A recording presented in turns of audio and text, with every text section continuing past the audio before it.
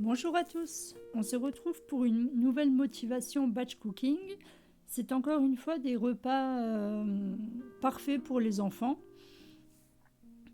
Donc j'ai mis que 4 recettes, à savoir que la dernière c'est du pain perdu. Donc je l'ai pas mentionné dans la vidéo. Il faudra juste le soir où vous voudriez faire le pain perdu, il faudra vous acheter un gros pain, un peu rassis. Moi j'en ai à moins 30, moins 50% dans mon supermarché. Et puis faire donc une soirée pain perdu. Donc on va commencer la vidéo par faire une bolognaise. Donc c'est une bolognaise sans vin. Comme c'est spécial enfant, j'ai pris l'initiative d'enlever le vin. Pardon. Bon. J'ai pris l'initiative d'enlever le vin. À vous de voir si vous le mettez ou pas. Donc il vous faut de l'huile, 2 oignons, des carottes, de la viande hachée, de la farine, 10 centilitres d'eau, du concentré de tomate, du coulis de tomate, du sel, du poivre, des herbes de Provence, une ou deux feuilles de laurier. Donc, dans une casserole, vous allez mettre l'huile, les oignons et les carottes coupées en petits dés. Vous allez faire revenir tout ça 10 minutes environ. Et ensuite, pour la viande hachée, moi j'aime bien, vous voyez, on la voit à l'écran, la dépioter à la fourchette pour qu'elle ne fasse pas de gros paquets lors de la cuisson. Je ne sais pas si vous me comprenez bien, mais si vous avez l'occasion, essayez, voir si vous trouvez une différence.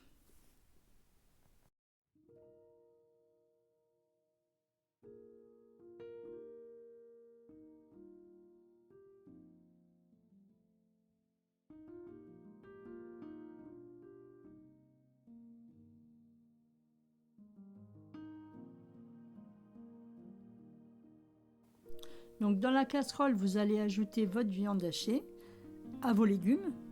Vous mélangez bien. Et puis là, tout doucement, vous allez donc ajouter 20 g de farine, 10 centilitres d'eau. Et ensuite, il faudra ajouter donc, moi j'ai pris un petit pot, voilà, le concentré de tomate. J'ai pris un grand pot parce que les tout petits sont, je trouve qu'il n'y en a pas beaucoup. À vous de voir ce que vous voulez mettre. Ensuite, c'est 50 centilitres de coulis de tomate, sel, poivre, les herbes de Provence, laurier, et vous allez laisser cuire mijoter à feu doux 30 minutes. Alors moi, je vous conseille de laisser 40 à 45 minutes pour les carottes. Les miennes de carottes n'étaient pas assez, elles étaient encore fermes. Moi, j'aime bien quand c'est bien fondant. Donc, j'ai laissé cuire un petit peu plus longtemps plus tard.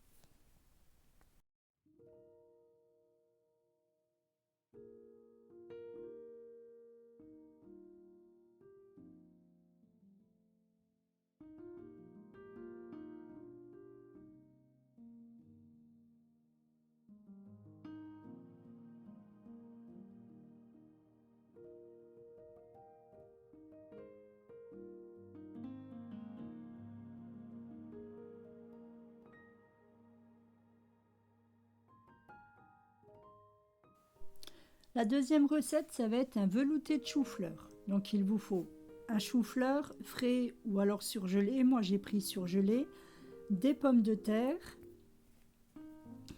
donc évidemment de l'eau, du lait, de la noix de muscade et un cube de bouillon.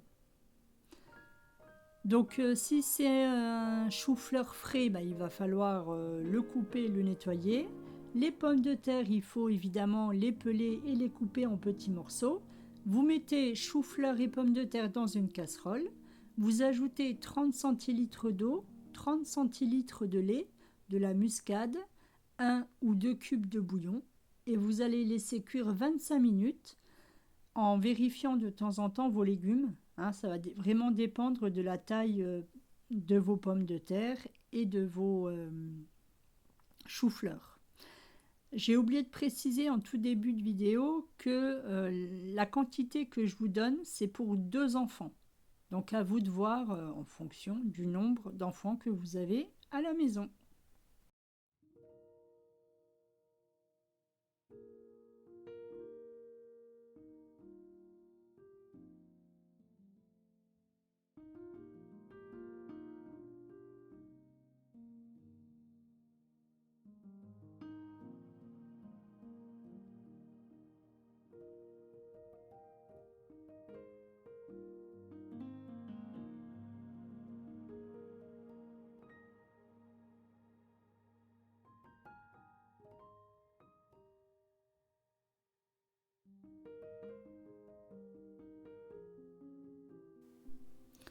Donc pour la troisième recette, on va préparer des buns à la bolognaise. Donc c'est une recette que je n'ai jamais fait.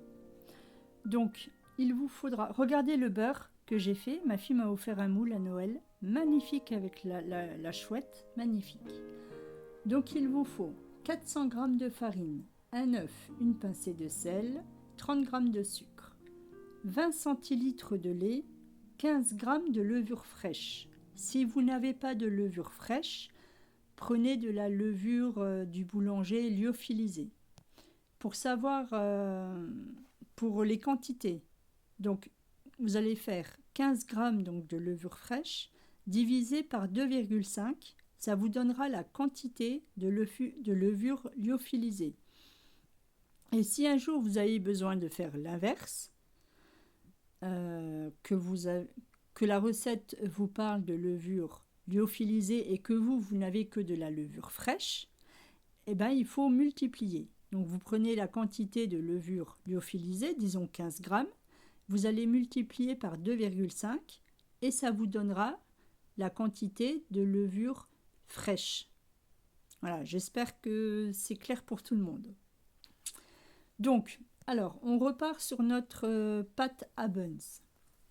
Donc, vous allez verser 400 g de farine, un œuf, une pincée de sel et 30 g de sucre dans un saladier. Vous allez mélanger. Vous allez ensuite ajouter le lait plus votre levure fraîche ou lyophilisée. Et en dernier, vous allez ajouter 60 g de beurre mou. Donc mon beurre était bien mou vu qu'il venait à peine d'être fini de filtrer. Hein. Vous voyez la petite passoire blanche à côté, c'est ça. Donc voilà, vous allez pétrir maintenant votre pâte jusqu'à ce que ça se détache bien du saladier. Vous voyez là maintenant. Avant c'était tout collant et maintenant ça se détache bien. Donc jusque là. Et ensuite on va faire lever la pâte à brioche dans le four ou alors près d'un radiateur. Si vous le faites dans le four, essayez de mettre pas plus de 25, pas plus de 25.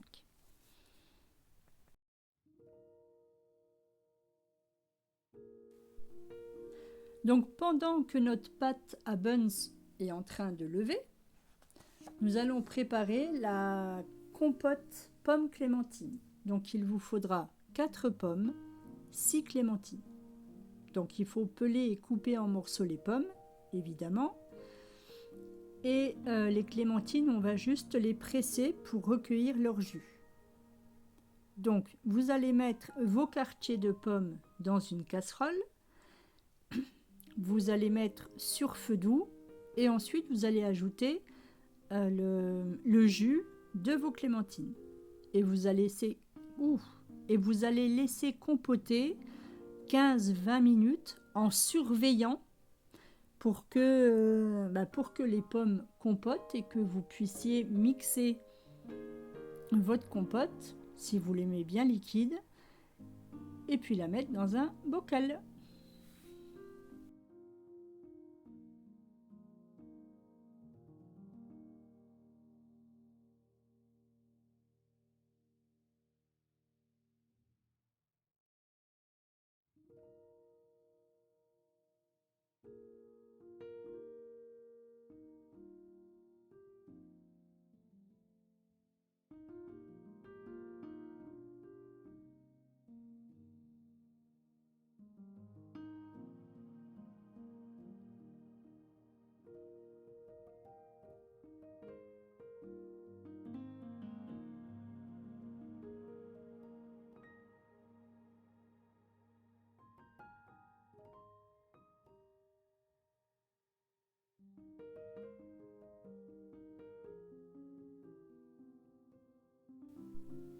Voilà, donc on revient avec notre pâte à buns. Donc, vous allez déjà la dégazer. Et ensuite, vous allez couper. Alors, si vous faites la recette que je vous ai donnée, vous allez la couper en 8 morceaux. Moi, je l'ai coupée en 16. Bon, on ne le voit pas sur la vidéo. Hein, j'ai pas pensé à vous le filmer, mais je l'ai coupé en 16 morceaux. Vous allez bien en faire donc un morceau, vous essayez d'en faire une petite boule pour pouvoir bien l'aplatir en boule. Vous allez y ajouter 1 ou 2 cuillères, ça va dépendre de la taille de votre pâte. Donc 1 à 2 cuillères de sauce bolognaise. Et vous allez essayer de refermer ça en petit panier, petit ballotin, enfin voilà. J'ai un peu galéré au début. Bon, puis petit à petit, ça marche plutôt bien. Donc il faut juste trouver le coup de main et ensuite ça va tout seul.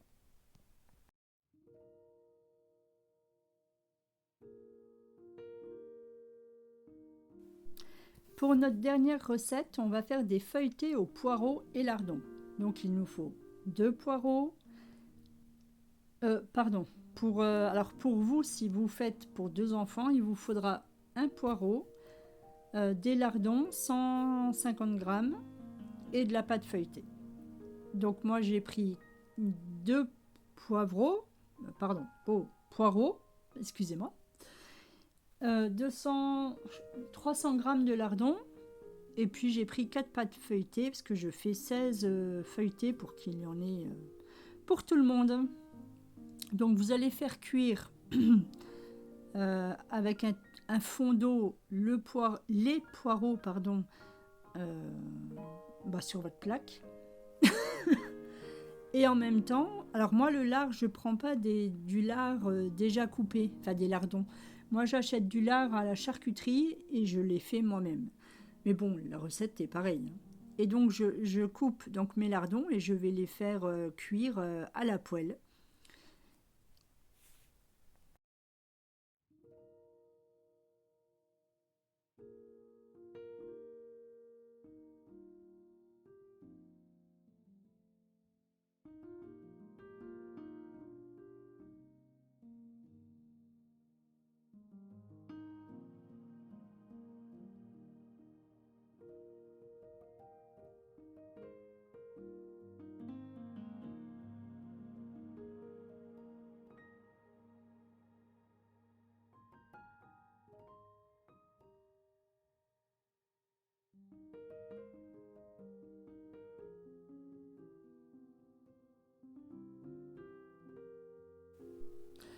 Voilà, donc on va étaler nos pâtes feuilletées. Pour l'instant, je ne la fais pas moi-même. J'ai pas trouvé de recette de pâte feuilletée qui va relativement vite. Hein, c'est assez long à faire la pâte feuilletée.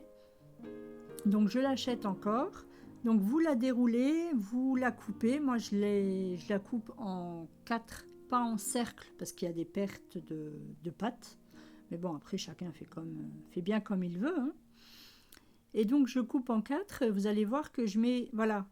Donc j'essaye, hein, quand je fais pas mon petit cochon, de mettre la garniture sur une partie pour pouvoir faire comme un style de croissant, demi-lune, appelez ça comme vous voulez. Et après, vous soudez bien les bords. Et voilà, vous avez donc vos chaussons de lardons et poireaux.